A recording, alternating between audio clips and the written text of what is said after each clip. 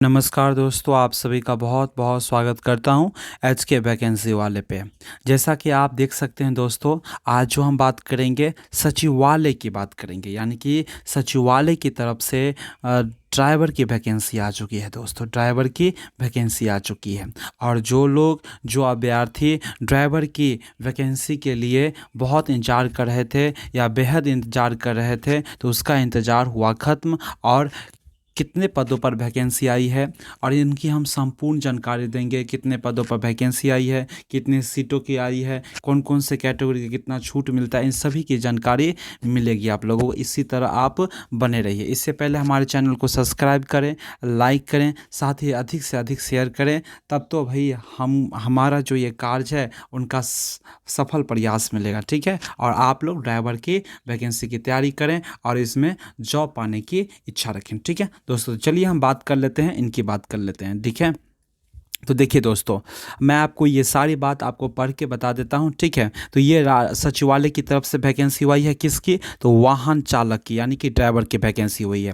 और वेतन की बात किया जाए तो वेतन मिलेंगे आपको लेवल 2, यानी कि लेवल 2 में आपको 18,000 से लेकर के 36,000 तक रहता है, ठीक है। ये लेवल 2 में है, यानी कि 19,000 आपको लगभग 20,000 से 20,000 रुपया सैलरी मिलेगी, ठीक है, निर्धारित की गई है, ठीक है। चलिए इसको हम देखिए। राज्य सचिवालय बिहार पटना में वाहन चालिका के रिक्त पदों पर अस्थायी नियुक्ति हेतु विहित प्रपत्र में आवेदन पत्र निलंबित, ठीक है, निबंधित डाक स्पीड पोस्ट के माध्यम से आमंत्रित किए जाते हैं, ठीक है। और ये पदनाम आपको बता ही दिया हूँ ये कितने हैं, और सैलरी भी बता चुका हूँ। आगे हम इनको बढ़ते हैं, ठीक है। देखिए दोस्तों, कोटिवार की बात करें, यानी कि यानी कि कास्ट हिसाब से बात करें, तो देखिए दोस्तों, तो गैर आरक्षित वर्ग के लिए 2 सीटें हैं, ठीक है। आर्थिक रूप से कमजोर वर्ग के लिए 1 सीट है और अत्यंत पिछड़ा वर्ग के लिए 1 सीटें हैं और अनुसूचित जाति के लिए 1 सीटें हैं और पिछड़े वर्ग की महिलाओं के लिए 1 सीट है। आपको बताया कि ज़रूरी नहीं है कि पुरुष से ड्राइवर बन सकते हैं, महिला भी ड्राइवर बन सकती है, ठीक है। तो महिलाओं के लिए भी आई है। तो भाई ये महिलाओं के लिए भी विशेष ध्यान देना चाहिए। और महिलाओं को लो भाई, अपने दोस्त, आप लोग आपकी जीएफ हैं या उनकी गर्लफ्रेंड है तो आप उनको भेजें, ठीक है भाई। मजाक मजाक में भेज दो उनको, ताकि उनको भी जॉब मिले। शैक्षणिक योग्यता की अगर हम बात करें दोस्तों, तो शैक्षणिक योग्यता देखिए दोस्तों, पहली बात है कि भारत का नागरिक होना चाहिए। उम्मीदवार को न्यूनतम शैक्षणिक अर्हता मैट्रिक उत्तीर्ण होना चाहिए, मैट्रिक 10th पास होना चाहिए, यानी कि मैट्रिक आप पास होंगे तब इनमें आप सक्षम होंगे फॉर्म भरने के लिए। वाहन चालन का उन्हें लाइसेंस होना चाहिए, जो ड्राइवर लाइसेंस होना चाहिए, ठीक है। आगे अगर हम बात करेंगे दोस्तों, तो आगे हम बात करेंगे तो देख लीजिए, यातायात विनियमन और उन्हें अच्छी जानकारी होना चाहिए, ठीक है। जिस रूट में आपको चलाना हो, गाड़ी की यातायात में कोई भी सुविधा होती है, कोई भी घटना होती है, जैसे गाड़ी पंचर हो जाती है, तो इन सभी की आपको सारी नॉलेज होनी चाहिए। वाहन से उन्हें सामान्य जानकारी रहना आवश्यक है, ठीक है। और उनका स्वस्थ रहना आवश्यक भी है। भाई स्वस्थ भी रहना चाहिए, क्योंकि सरकार बीमार लोगों को नौकरी नहीं देती है, स्वस्थ लोगों को नौकरी देती है।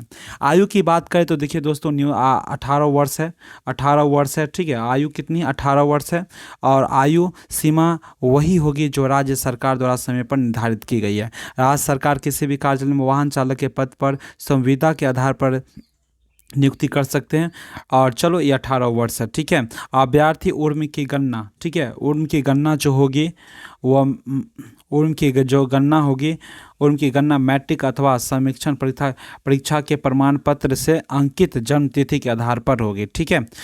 चलो भाई इतना आगे हो गई, आगे और बात कर लेते हैं, ठीक है। आप देखिए, राजभवन, उच्च न्यायालय, मुख्यमंत्री सचिवालय के प्रतिष्ठित संस्थान, ठीक है, ठीक है, स्थान अनुभव प्राप्त वाहन चालकों को अधिमानता दिया जाएगा, ठीक है। और स्क्रीनिंग समिति अनुशंसा तथा साक्षात्कार आधार पर नियुक्ति और राज्यपाल सचिवालय राजभवन बिहार पटना के निर्गत किया जाएगा, ठीक है। आगे हम बात कर ले दोस्तों, शुल्क की बात करें, यानी कि फॉर्म भरने के लिए कितने पैसे लगेंगे, तो उनकी अगर हम बात कर लें तो देखिए दोस्तों, ₹1000 लगेंगे फॉर्म फिलअप करने के लिए, और जो भी साइबर चार्ज लगेगा तो अलग लगेगी, या तो आप अपने से फिलअप कर सकते हैं। ठीक है। अब आवेदन भरने की अंतिम तिथि जो है, देखिए दोस्तों, अंतिम तिथि वो 6 बजे तक निश्चित रूप से निम्न पदों की भेजना सुनिश्चित किया गया है। ठीक है भाई, इनको आप आवेदन करेंगे। ठीक है, सुनिश्चित कर दिया गया है।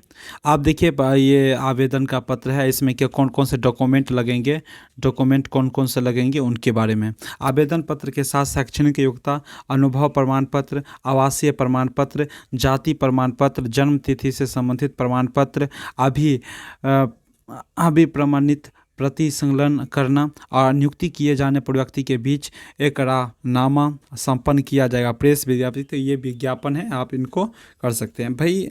आप देख सकते हैं जो कि मैंने आपकी सारी बात बता चुका है, आप भी इनको एक बार पढ़ सकते हैं। ये ऑफिशियल नोटिफिकेशन है। ठीक है, तो धन्यवाद दोस्तों, हम अगले नोटिफिकेशन के साथ जुड़ेंगे और आपको हम नोटिफाई करेंगे। धन्यवाद दोस्तों।